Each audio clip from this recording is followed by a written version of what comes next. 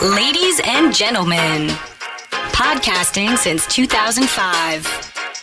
You're listening to Gamertag Radio with your hosts, podcaster Hall of Famer Danny Pena, the always opinionated Paris Lilly, and from outside of the norm, Peter Toledo. This is Gamertag Radio.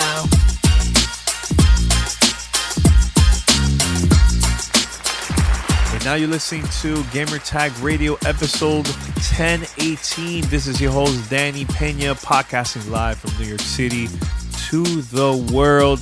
How's everybody doing? First of all, thank you for listening to the podcast. Make sure to spread the word, subscribe, just search for Gamertag Radio on any podcast app. And if you get the chance, please post a review. That will help us out for people to discover us. So keep it up. And thank you for all the support. All right, so in this episode, we have a special interview with Marcus Lehto, president and game director at V1 Interactive. He's going to be talking about Disintegration once again, but this time it's all about the single player campaign. During our conversation, we talked about his studio, his team, how was it working on this on the single player campaign, everything. It's really, really cool. Great conversation. It's like about 25 to 30 minutes long, and I hope everybody has a great time listening to this. Please go to our Discord, discord.gg/GTR. That's discord.gg/GTR. And let us know. Post your comments and feedback through there too. We'll definitely read it. And who knows? We might even read it during a future recording of Gamertag Radio. All right, so if you would like to be part of fan mail, this is how you can contact us. Send us your feedback or questions. Give us a call at 786-273-7GTR. Email us at fanmail@gamertagradio.com or leave a message on speakpipe.com/gamertagradio.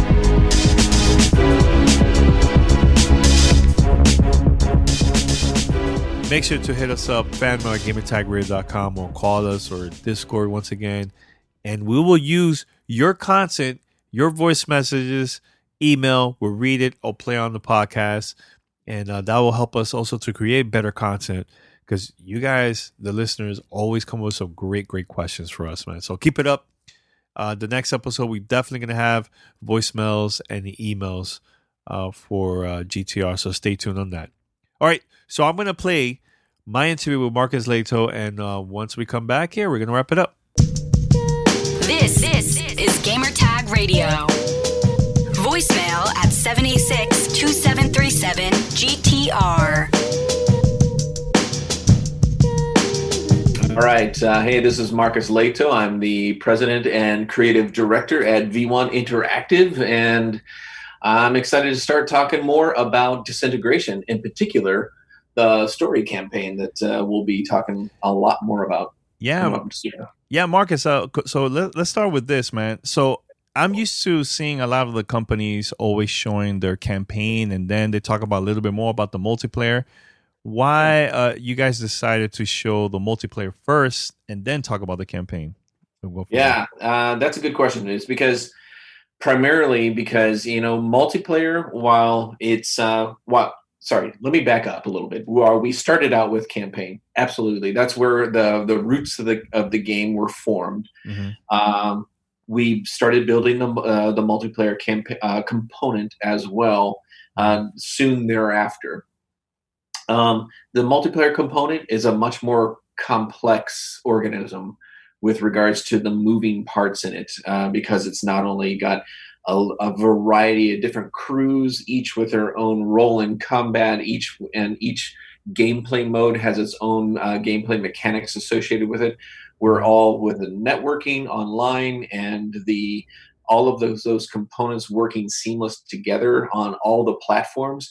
We knew we needed to get out there with a tech beta, start talking about the multiplayer component of the game, and actually stress test the multiplayer side of the game to verify that it works in the first place, and that and that we could find any and the egregious issues that we might run into later on.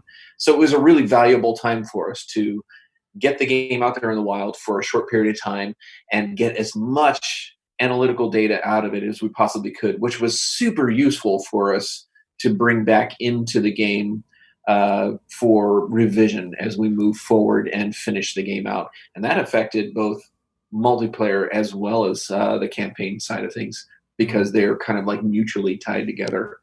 Yeah, and I like it in the background. I see Disintegration right there, and I see also Master Chief in the background. Yeah, that's my original sketch of the Master Chief from way back when. Yeah, That's pretty cool. I still hold on to. I love it. Yeah, man. I like that the fact that my old colleagues at Bungie were really nice enough to frame that for me and get that to me out after I departed Bungie. Yeah, man. So what were the things that you learned from making games in the past, and maybe you just wanted to do some new things for this one, especially in the campaign? Was there anything that you learned from working on past projects and working on this one?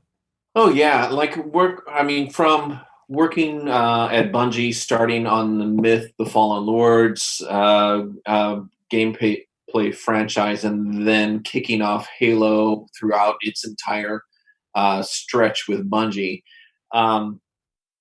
We learned a lot. I mean, even into Destiny. As after I left Bungie, I wanted to explore doing something very different that might take me a little out of my own comfort zone, just to really stretch and allow me to learn more too. I love learning. Like, even at my age, I love learning more every day, and building a new studio. Building a game that I couldn't find on the shelves anywhere, that I would be excited about, like really putting a lot of effort into and trying something new, got me really excited. So one of the great things about having the many decades of building Halo and other games and behind me is bringing a lot of that knowledge along with me into building V1 as a studio, not only in just how we function as a group, but how we build games, how we go about, just the simple things like how we function through a week on like tackling tasks or landing milestones or, like any other production thing. Like, it's not as easy as one might think. There's a lot of moving parts to making a game, and it's very, very complex. So it's nice to have individuals like myself, my business partner, and others who have been in the industry for a long time bring that expertise with them to make a studio like V1 happen. Yeah, I know during your presentation, you talked about a little bit about your studio. You have a lot of the veterans that have been in the gaming industry for a long time, and also the new people that just started working in the gaming industry. So how important was to have both the new and the old school developers and just part of the team that been working on this game, man? Oh, dude, it was super important to me. When I first started making the game, it was just me and two students working on the game, and we were here in this office. Like, this is a teeny little 90 square foot office, so it was me at my desk and a card table right here instead of the keyboard, and two students working on the game together, and my dog sitting on the ground farting the entire afternoon, like making like it was ridiculous. Like, that we were all working together, like, but just having this great time because they were learning so much. They bring an energy to it that, like, it's not like I lack energy when it comes to building games. I love making games. Like, we get to do this for a living, which is freaking phenomenal. But they bring like this understanding, this deep, like a passionate understanding of like the most current things that are happening within the gaming industry, which is really important for me to recognize and for us to integrate within the studio. So we've got kind of a good, healthy mix of, I'd say it's about 3/4 vets and 1/4 brand new to the industry individuals who like really mesh well together and create a really, I think, effective team as a result. All right, let's go with the campaign, man. So tell us a little bit about the campaign. So You got to play the multiplayer side of it, which Yes. was you got to experience the frenetic, great like action side of it, which is like it can be overwhelming. It can be really hilariously fun, and it's just a really great like high action, high like experience kind of thing. Whereas campaign, while it definitely has this high action kind of like octane kind of elements within it, like really awesome experiences, you get to take it at your own pace. You get to take some breathers at times, so you have the opportunity to explore a little bit more and take your time before you engage in combat. I'm talking about now just of course the player experience side of things about what the difference is between the multiplayer and the campaign components. But aside from that experience, one of the biggest things, and this is what I started with in the very first place when it came to Disintegration, is the fiction and the story of these characters within this world and the things that they are dealing with in this world and how they have the will to survive and to adapt and get to know one another on their own terms. And that was really important for me to build a story where we could tell those character stories and reveal who they are as something other than just like this typical gameplay character. That these are real flesh and blood characters. Now, besides, because I really had a great time playing the multiplayer, also the beta. That was really cool too. But I learned a lot about the game. Now, when you go now to the campaign, is more of like tutorial, or it's more about learning the characters in the game, or maybe even both? Oh, it's definitely both. While the beginning stage game is made to like ease you into the world of Disintegration, allow you to get familiar with your grab cycle first and foremost, and then understand how important that ground crew is to your success, and then understand as you go step by step through that how you can use them tactically and how important they are to the success of your mid to later game experience. And it's not just that, but then how you choose to invest in those ground units as you move through the campaign. Because we'll be out in the field in the midst of combat, and you can go into scan mode and search not only just for enemies and other things within the world, but for salvage and things you can pick up, things you take back to the player hub after you've completed a campaign mission, and you use that to level up your characters. And then you find upgrade chips within the campaign, and you can use those to slot up and chip up your campaign characters, even your campaign graph cycle, so you can choose where you want to beef up, like armor or recharge ability or cooldown ability and that kind of thing within the campaign. And that's super important for you to like invest in them, especially when it comes to the mid to late game, where it gets really, really crazy challenging. I know in the multiplayer there's different types of vehicles you could use and everything, right? Now, for the campaign, is it the same thing, or it's more of just like we're going to focus on just one group and that will be from the beginning to the end of the campaign? No, it's different every mission. You're given a different grab cycle in every single campaign mission, with a different loadout. And each mission, you'll also be given a different set of ground characters. There's a small pool of ground characters that we get to know throughout the campaign, and that they're an integral part of the story. And in some missions, 2 of them will come along with you. In some missions, 4 of them will come along with you. And we'll change that up from mission to mission, depending upon the kind of things that were the goal of that mission, the mood and tone of that mission.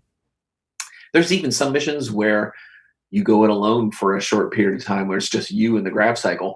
Then on the flip side, there are missions when you got all 4 of them with you, and then you also meet up with other allies within the world who join you as a mini army throughout particular stretches of that mission. Yeah, I know they sent us B-roll of the campaign. I believe it's like I Yeah, believe that it's was like from one of the mid-mission mid games. mission. So Uh, I'm planning to post a couple of the video for our listeners. Now, can you explain a little bit about that campaign? A little bit about that? so that's one of the mid parts of our mission of the game, Mm-hmm. and it's where you are taking your characters into the heart of the Rayon controlled character territory. The Rayon are they're enemy characters. I talked a little bit about them this morning during the group discussion. Mm-hmm. When humanity looked at integration as a means of survival, that was great for a short period of time. Until then, stratification within those who had integrated occurred. And some of these people who just found, like, I love who I am as an integrated robot, decided to say, I don't want to be a human anymore. I don't want to have anything to do with humanity. And they took this post-humanistic trajectory and left everything about humanity behind. And they became this new militarized form called the Rayon. That's who we're fighting, because not everybody agreed with that who had been integrated, and some broke away, some were captured and interrogated, and then you play a set of characters, or you play Romer along with the other set of characters who have broken away and defected and now become outlawed by the Rayon. And so we play this group of outlaws who are sympathetic with humanity, the naturals who are still alive and healthy on the planet, who are being hunted by the Rayon. And so in this particular mission, you are asked to go find an artifact. That's I'm not going to give too much away about the story right here, but it's one of the original creators of the integration program, whose brain is and its armored shell has been hidden away and absconded by the Rayon, or being used by them. And your job is to go in and try to steal it back, because there are many valuable secrets that can be found within. And so you're doing that, but you're being dropped right into the heart of Rayon controlled territory in this urban city zone. So the mission that you'll see in that video is very frenetic. There's a lot of activity going on throughout that entire mission, because there are enemies around every single corner in that particular part of the world. So it's highly dangerous, and you're given a light grab cycle with a marksman rifle. You've given a ground crew with a set of abilities that are really good against other masses of ground units, and it's up to you to use them tactically to make it through that mission. Yeah, and I know you showed us the trailer too, which is really cool, of the campaign. Yeah, Now, I'm really excited about that. I'm super proud to show that off. yeah, it was really cool. Now, this is something I'm very curious. Like, how was the process of getting like the right people, voice actors, to play these characters in the game, man? Like, was it a long process? Like, what was it that you guys were looking for when it comes to like voice actors? It was because, one of the things that, like Danny, I wanted to focus on was making sure that each one of these characters felt very human, and that they weren't genetically modified super soldiers or anything like that. These are just normal folks like you and me, and I wanted to make sure that the actors that we found to play them brought that kind of human element to them. So fortunately, I was working with talent agencies in LA. Done that for many, many years, and casting the games for the Halo projects and such. We were able to tap right back into that and find really fantastic talent that that could embody each one of these characters. Mm-hmm. And I think they did a stellar job of bringing them to life. Yeah, so you created the game, you had a prototype and everything, and how did the story came about from your team? Was that also took a long time to just write everything for the campaign? It did. It did. It took a long time because while I had a large part of the backstory, constructed prior to us actually launching into and developing the total game. We really needed to then design and what that story was that we were going to tell through the campaign. And that's a hard thing to do for games. Like for movies, you write a script and you submit that script and you go execute it, and there you go. You've got your movie. For a game, it's a very different process. You can write the script idea, but then you have to build a game, a set of campaign missions that are a really interesting roller coaster ride for the player to go through. And so the script and the missions all kind of have to remain fluid for some period of time while you rearrange things and say, no, this mission really needs to go here, which affects the story here. And so you have to be super fluid in the early stages of development of that story, until we were comfortable and confident to lock things down and then go into really writing, like the final dialogue for them. But initially that script was super thick. We're super ambitious when it came to writing the script. We're like, holy crap, if we actually turn this into cinematics, it's going to be 2.5 hours worth of watching a movie with a little bit of a game in it. So we scaled it down and we got it to the point where we were really excited about the meat of that story that we wanted to tell. Yeah, I have two more questions. So one is, how long is the campaign, man? If you don't mind me asking. It depends on your play style, of course. We were just we've been playing it actively, like we were talking about earlier, at home. Now that we're all working from home, for your average to good players, it's going to take about 8 to 10 hours on your normal difficulty. We're finding now, we just got data this afternoon, if you play on outlaw mode, which is the hardest mode, it can take you up to 15 hours, but that's how you want to play it.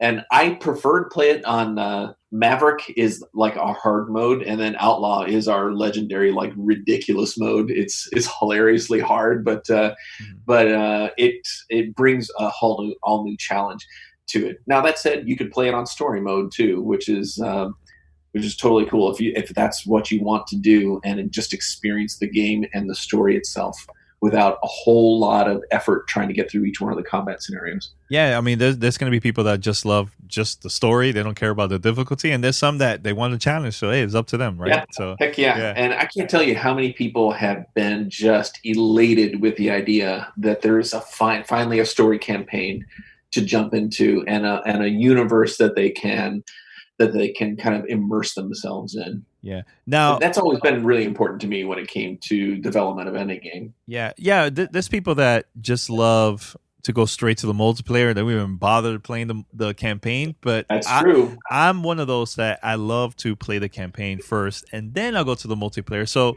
for you as a gamer, and which one you like to start first, man? The story or the multiplayer?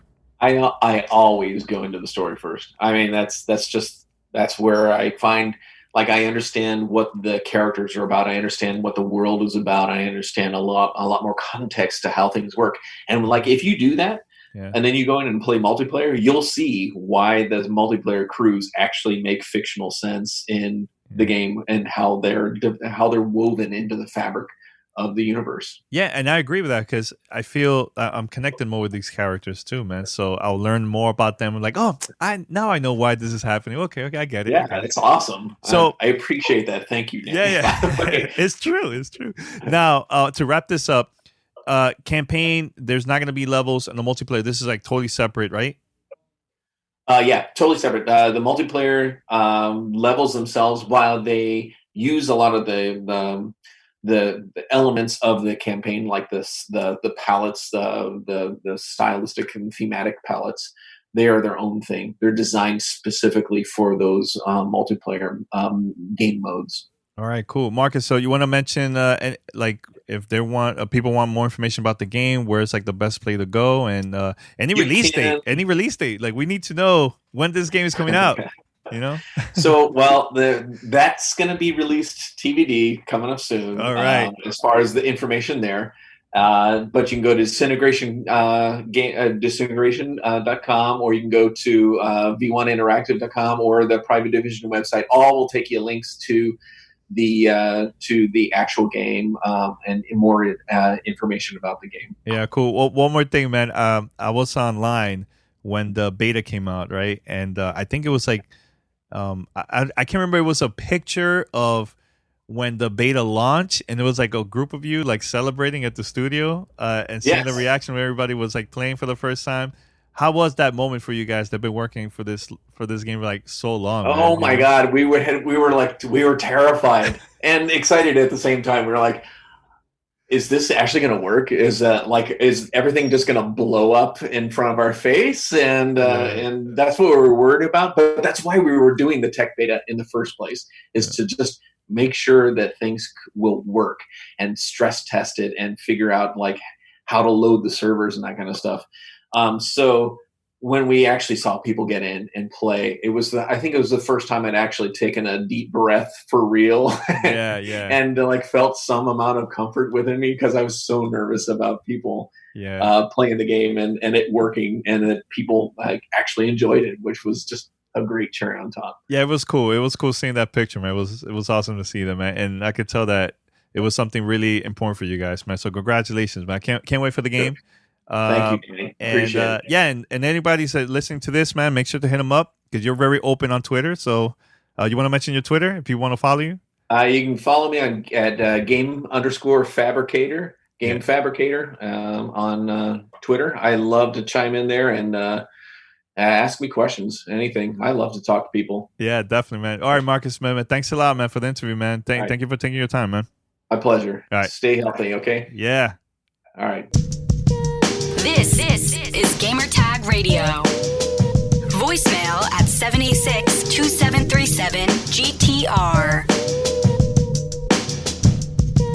All right, so that was my interview with Marcus, man. That was a great conversation. But you, listener, tell us your thoughts about the single player campaign, about the interview. Let us know. Hit us up, fanmail at gamertagradio.com. That's fanmail at gamertagradio.com. Or give us a call, 76273-7GTR. Or join our Discord, discord.gg/GTR. That's discord.gg/GTR. We'll play it on the podcast. We'll read it from all those places to the podcast and future episodes. So keep it up. All right, so we're going to wrap it up here. Thank you for listening to episode 1018 here at Gamertag Radio. This is Danny. Until next time, I'm out. Peace. Thanks for listening to Gamertag Radio. Be sure to like us on Facebook and follow us on Twitter.